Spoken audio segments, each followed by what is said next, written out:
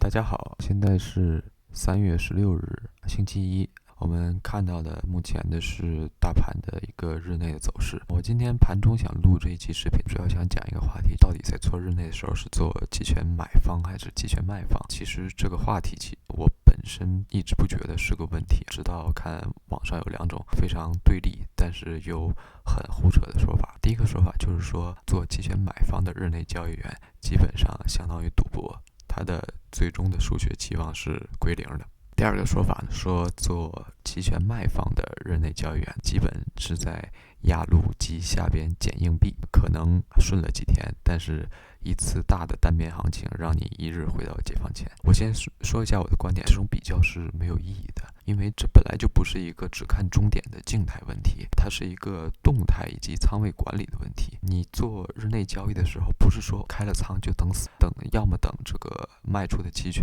完全 expire， 要么等你的做买方的期权完全翻了几倍。这个完全是按照盘中的走势，首先确定自己到底要这一步是用哪一种衍生品做哪一种单子，在这个单子入场之后，通过不同的盘面的走势来确定什么时候离场，以何种方式离场，或者是加仓或者是减仓。就拿今天这个盘内的一些走势举一些例子，我想表达的观点还是说，不论是做买方和卖方，这都是根据盘形决定的。不光是开仓是根据盘形来决定的，你的离场也是根据盘形来决定的，没有说哪一边好哪一边就坏，这完全是一个无稽之谈。首先我们看我们系统给出一个早盘 setup 是一个做多的位置，差不多是在这根 K 线的收盘处。如果是我看到这样的一个上升盘形，还是一个跳空高开，这里如果选择做多，不会那么轻易的去做期权买方。为什么？因为一旦我在这里做期权买方，它会有这样一种可能性，它去跟 EMA20 去做一次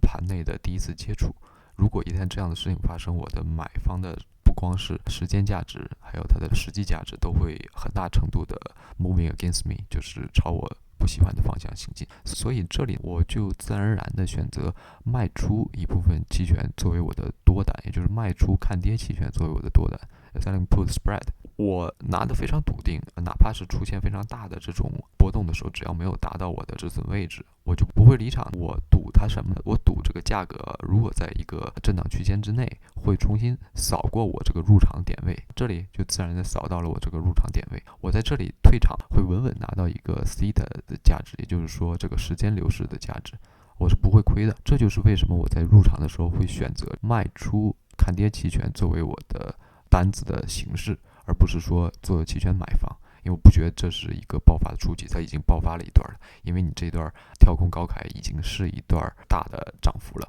同样，当我们看到一些，比如说类似这种，这个又给了我们一个做空的一个信号。这个做空信号我会怎么做？我会非常果断的用期权买单去入场。首先，这里跟 EMA20 有一段距离，我认为它一定会去跟 EMA20 互动。另外，在这里已经纠结了一段时间，它明显的是在这里想要去找一个更高的位置，但是没有冲到更高的位置，跌下来会找一个好一点的支撑点，并且很好的一个流动性是这根第一根 K 线的下方，这里去扫一部分止损。所以在这里开的空单，我果断选择做期权买方，而且只要一接触 EMA20，我马上就撤。所以说我给你举的这两个例子，你会非常清楚的发现，它不是一种定式，说 OK 做日内的一定要做期权买方，或者一定要做期权卖方，这是一个完全动态的状态。再比如说，这里两根 K 线上穿 EMA20，可能是一个跟随单的比较好的一个方式，但是我们可以明显看到这个前方的阻力位置，而且不确定这样的二次上涨是说再找一个 lower high 进行一个主趋势反转，还是说直接回归以前的趋势？这已经不是早盘的爆发期了。我要做什么？当然，我要果断的选择期权卖方。只要价格还能在这个上方迟疑一段，只要价格在未来一段时间，哪怕有一定的浮亏，还能回到我开仓的位置，我就稳稳赚时间价值。说1000道1万，我不想把跟网上这种不同观点的争吵作为我教学的主要内容，但是我还是想给大家做一个答疑解惑。这种说法现在在网上简直是太